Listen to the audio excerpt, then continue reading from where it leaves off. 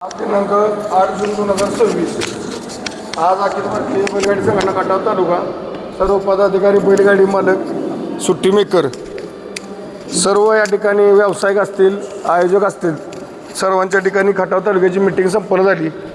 या ठिकाणी आजपासून म्हणजे उद्या दिनांक 9 जूनपासून जे नियमावली जाहीर होणार आहे मैदानामधील काय मुद्दे असतील त्या ठिकाणी सविस्तर आपल्याला अनिल आप्पा आहेत त्या ठिकाणी सांगणार आहेत। सर्व बैलगाडी मालकांनी फक्त खटाव तालुका नाही जे पण बाहेरनं सुद्धा बैलगाडी मालक इथं पळा येणार आहेत खटाव तालुक्यामध्ये त्यांच्यासाठी सुद्धा नियम लागू असणार आहेत। तर एक आपणकडून जाणून घेऊ कसे कसे नियमावली झाले। आपण नमस्कार। नमस्कार। काय सांगाल आज मिटिंग जाहीर झाली संघटनेत खटाव तालुक्याची काय काय नियमावली जाहीर झाली बैलगाडी मालकांसाठी?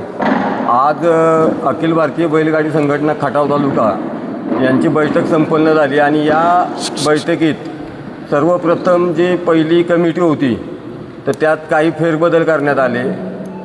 जे बाबा इच्छुक आहेत आणखीन त्यांची नावं ह्यात घेण्यात आली। इथून पुढं रवींद्र फाळके शिंदेवाडी यांचं अध्यक्षपद सर्वानुमते आम्ही कायम केलेलं आहे आणि उपाध्यक्षपद म्हणून राहुल दशरथ जाधव बापू जाधव पुसेगाव यांना केलेले आहे। त्यानंतर इतर कमिटी सदस्य असे असणार आहेत आप्पा कुर्लेकर, विजय भूप, सुनील मोरे, सुरेश तात्या कदम, गोपाळ पाटोळे, विजय ड्रायव्हर, विजय पिसाळ, गणेश माने, सूरज रायबोले, अनिल बुदावले, अमर फडतरे, श्यामराव पाटोळे, दिनकर देशमुख, सचिन पाटोळे, कुमार तांबे, किसन शिंदे, सतीश वलेकर, संजय वायदंडे, दीपक कोळेकर, लखन पाटोळे, सनी जाधव, चंद्रकांत पवार, सचिन, डॉक्टर मनोज कांबळे हे सर्व तालुका कमिटीमध्ये नवीन पदाधिकारी घेतलेले आहेत। आप्पा आता हे नवीन पदाधिकारी म्हणजे पहिली बॉडी होती त्यात काय फेरबदल झालेत? हां, आता पुढचे फेरबदल म्हणजे अजून दुसरे काय काय नियम जाहीर झालेत लागू केलेले आहेत खटाव तालुक्यातर्फे काय सांगाल? जे नियमावलीत एक फक्त असा बदल केला आहे की ज्या वेळेला आता ड्रायव्हर वगैरेचा काय प्रॉब्लेम आला की बाबा त्याच्यावरती बॅन करताना कमिटीपेक्षा आम्ही ड्रायव्हरांची जे कमिटी नियोजली त्यात आमच्यातले नामांकित driver Deepak driver, Vitthal driver, Dilip driver, Vitthal driver, Datta Madane Rajapur आणि पप्पू ड्रायव्हर आवारवाडी। तर कोणत्याही ड्रायव्हरला कुठचाही काही अडचण आली तर त्यांनी खटाव तालुक्यात या 4 ड्रायव्हरशी संपर्क साधायचा आणि त्यांनी अडचण मिटवायची। नक्कीच। निकाली पंचांच्या बाबतीत कार्लोस पैलवान, बुवा फाळके, सुमित वाघमारे आणि सुरेश पैलवान वर्धनगड यांची नावं खटाव तालुक्यातर्फे जाहीर केलेली आहेत की प्रत्येक मैदानात निकाली पंच म्हणून हे तिथं असणार आहेत। जर निकाली पंचात कोणाची काय अडचण आली तर त्यांनी त्यांच्याशी संपर्क साधायचा आहे। आणि समालोचकमध्ये सुनील मोरे, गणेश तांबे, सुट्टी मेकरमध्ये तानाजी लावंड, अक्षय जाधव। जर सुट्टी मेकरला कोणत्या काही प्रॉब्लेम आला इतर भागातला तर बाबा आमच्या खटाव तालुक्यातल्या तानाजी लावंड आणि अक्षय जाधव यांच्याशी संपर्क साधायचा।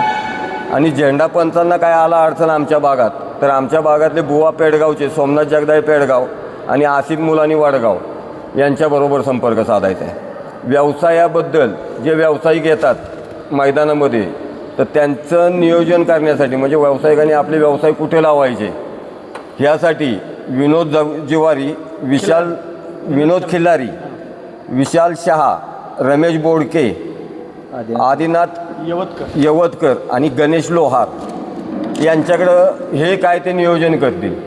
आणि व्यावसायिकांना सगळ्या नम्र विनंती आहे की ह्या व्यावसायिका जे सांगतील त्यांना ज्या सूचना करतील त्याप्रमाणे मैदानात आपले व्यवसाय लावावेत। इतर जे काय खटाव तालुक्यातले कोणाची सभासद नोंदणी राहिली असेल किंवा कोणी ज्यांच्याकडे केली असेल त्यांनी अजून बापूकडे जमा नाही केलेली तर ज्यांची सभासद नोंदणी राहिली आहे त्यांनी सर्व सभासदांनी बापूकडे नोंदणी जमा करावी ही नम्र विनंती राहील।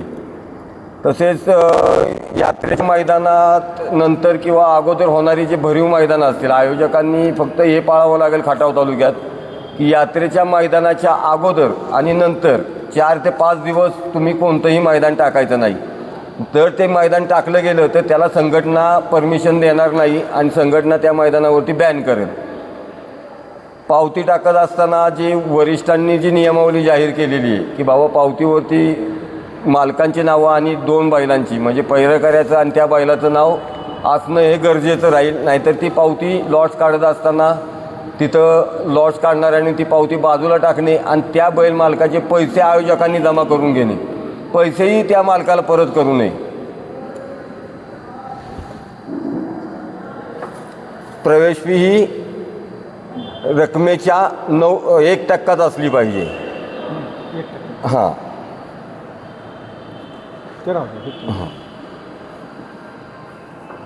पहिले बक्षीस जर 1 लाख असेल तर शेवटचे बक्षीस हे 20,000 पर्यंत राहिलं पाहिजे. 10,000 केलं पाहिजे तिथं टक्केवारीवरती. पहिलं बक्षीस ज्या वेळेला 1 लाख रुपये असेल तर शेवटचं बक्षीस हे 10,000 रुपये त्या मैदानात आयोजकांनी ठेवलं पाहिजे. म्हणजे जी पहिली आपली वरिष्ठांची जी काही नियमावली आहे तीच.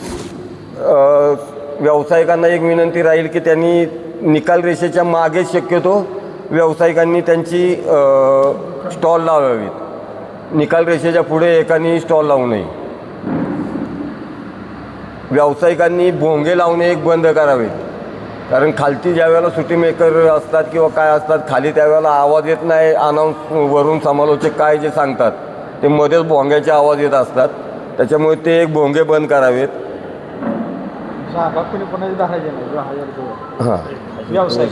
हां व्यावसायिकांनी जागा जो हाजीर तो वजीर राहील. तिथं माझी जागा राहिली किंवा त्यांच्यात भांडणं लागायचं काय कारण राहणार नाही. पावती नोंद ही रात्री म्हणजे मैदानच्या आदल्या दिवशी लॉट्स 8 वाजता चालू होणार. 8 वाजेपर्यंतच घेतली जाईल. 8 वाजल्यानंतर खटाव तालुक्यातल्या मैदानामध्ये कोणीही पावती, खटाव तालुक्यातला नाहीच बैलगाडी मालक पण इतर कुठच्याही भागातून कोणीही 8 वाजल्यानंतर आपली पावती नोंद करू नये. 8 वाजल्यानंतर जर का त्यांनी पावती नोंद करायला पैसे टाकले तर ते आयोजक कमिटीकडे पैसे जमा होतील. त्याला संघटना जबाबदार राहणार नाही. आणि सगळ्यात महत्त्वाचं आपल्या कमिटीच्या वतीने आपण ज्येष्ठ संघटनेकडे एक विनंती केलेली आहे की येणारं आमचं मैदान म्हणजे खटाव तालुक्यातलं एक नामांकित असं हिंदकेसरीचं मैदान पेडगावचं मैदान. तर या मैदानासाठी ज्या आत्तापर्यंत ज्या बैलांवर बंदी घालण्यात आलेली आहे आणि ज्या ड्रायव्हरवरती बंदी घालण्यात आलेली आहे तर ज्येष्ठ संघटनेने तो विचार करावा की बाबा त्या हिंदकेसरी मैदानासाठी या सर्वांवरची बंदी त्वरित उठवावी. यासाठी एक खटाव तालुक्याच्या कमिटीच्या वतीने एक विनंती करण्यात येणार आहे त्यांना. सर्वस्वी निर्णय त्यांचा राहील. सर्वस्वी निर्णय त्यांचाच राहील पण विनंतीपूर्वक आम्ही त्यांना सांगू की बाबा या बैलांवरची किंवा ड्रायव्हरवरची बंदी उठवावी. हां फायनल निकाल हा खटाव तालुक्यातले निकाल ही खटाव तालुका कमिटीच देईल. खटाव तालुक्यातले पूर्ण निकाल कुठचाही निकाल वरिष्ठांकडे जाऊन त्यांना कोणीही त्रास द्यायचा नाही. सर्व जे आपली कमिटी आहे जी मी नावं मागाशी पुकारली ही कमिटीच फक्त निकाल देईल. ह्या कमिटीत जर का निकाल मान्य झाला नाही गाडी ड्रायव्हरला गाडी मालकाला तर वरिष्ठांपैकी एक 3-4 नावं सांगतो. अनिल आप्पा काटकर, विजयाण्णा जाधव, मानाजी काका, जुगदर काका ह्या व्यक्तींच्या व्यतिरिक्त कोणाकडेही निकाल जाणार नाही. जर गाडी मालकाला निकाल नाही मान्य झाला तर ह्या चौघांपैकी निकाल दिला जाईल चौघांकडून आणि तो निकाल हा अंतिम राहील. नक्कीच. तर माझी तमाम महाराष्ट्रातली जेवढी बैलगाडी मालक आता पावसाळा चालू झाला आहे बऱ्यापैकी आता खटाव तालुक्यात मैदानं सुरू होणार इथून पुढं. त्या अनुषंगानं अखिल भारतीय बैलगाडी संघटना खटाव तालुका यांच्या वतीनं मीटिंग जाहीर झाली. आणि तो मुद्दा महत्त्वाचा आहे. ठीक आहे जेवढं संघटनेचं सभासद आहेत ऐका आता आम्ही मागाशी सांगितल्याप्रमाणे सर्वांनी खटाव तालुक्यातल्या सर्व पदाधिकाऱ्यांनी पहिले संघटनेचे सभासद होऊन घ्या. आपण मागच्या वेळेला पण तारीख दिलेली तरीसुद्धा कोण तारीख पाळत नाही किंवा काय नाही. आणि संघटना ही आपली बैलगाडी मालकांसाठी बैलगाडी मालकांवर कोणावर अन्याय होऊ नये म्हणून संघटना कार्यरत आहे. हे आपल्यासाठी ते तर त्याचे सभासद व्हा जेवढ्या लवकर होईल एवढ्या. शक्यतो पेडगाव मैदानच्या अगोदर सगळ्यांनी सभासद व्हा म्हणजे आपल्यांना ही यादी आपली वरिष्ठांना पाठवून आपलं रजिस्ट्रेशन करून ह्याच्यानंतर की बाबा जे सभासद असतील त्यांचीच संघटना फक्त जबाबदारी घेईल. नाहीतर जो संघटनेचा सभासद नसेल त्याच्या निकालासाठी किंवा इतर कुठच्याही त्याच्यावरती अन्याय झाला तर त्याला संघटना जबाबदार राहणार नाही. नक्कीच. माझी बैलगाडी मालकांना विनंती आहे आता पावसाळा चालू होणार आहे बऱ्यापैकी आता बाहेरच्या भागातली म्हणजे पुणे जिल्हा असेल इकडं कराड तालुका असेल म्हणजे सातारा जिल्ह्यातली पण गावं आहेत, काही ठिकाणी भरपूर पावसाचं प्रमाण असतं. त्या अनुषंगानं अखिल भारतीय बैलगाडी संघटना खटाव तालुका यांच्या आज या ठिकाणी मिटिंग संपन्न झाली. त्यामध्ये काही नियम जाहीर झालेत. बैलगाडी मालकांना नियम महत्त्वाचा जाहीर झाला तो म्हणजे 2 पावत्याचा. आपलं नाव, आपल्या बैलाचं नाव, आपल्या पहिरेकराचं आणि त्यांच्या बैलाचं नाव हे कंपल्सरी पावती वाचलं पाहिजे. जर लाईव्ह लॉटला तसं नाव निदर्शनास आलं, सिंगल नाव आहे, तर या ठिकाणी संघटनेच्या वतीने सांगितलेलं आहे की त्यांना पळू दिलं जाणार नाही आणि त्यांची प्रवेश फी हे आयोजक माघारी देणं न देणं ह्या आयोजकाच्या हातात असणारा निर्णय तो. हा बोला पा. सर्वप्रथम संघटनेने जो नवीन नियम केलेला आहे की बाबा फक्त पश्चिम महाराष्ट्र आणि मुंबई मर्यादित मैदान राहतील, तर पेडगाव हिंदकेसरी मैदान हेही त्या अनुसरूनच असेल की हिंदकेसरी पेडगावचा पश्चिम महाराष्ट्र आणि मुंबई ह्याच्यातूनच निघेल. आणि या व्यतिरिक्त कोणीही कुठचाही बैल असेल की बाबा माझा करार आहे, माझा काय आहे, पेडगावच्या मैदानात तुमचा कोणी करार बघितला जाणार नाही, तुमचा व्यवहाराची पावती बघितली जाणार नाही किंवा काय नाही. त्याच्या अगोदर जर कोणाचं काय असेल तर कमिटीशी पहिला संपर्क साधा.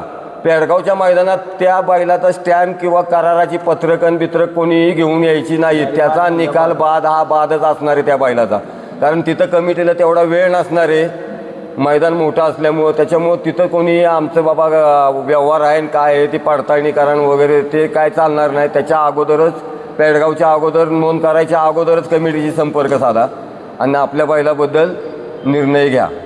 नक्कीच. ते आपण नियम जाहीर केले जातात. अखिल भारतीय बैलगाडी संघटना खटाव तालुका सर्व नियमांचं पालन करा. व्यावसायिक असतील व्यावसायिकांना विनंती असणार आहे, निकाल रेषा जे असते त्याच्या पाठीमागे दुकान लावायचे, त्याच्या पुढं कोणी दुकान लावू नका. बाकीचे नियम सांगितलेले आहेत, जाहीर झालेत.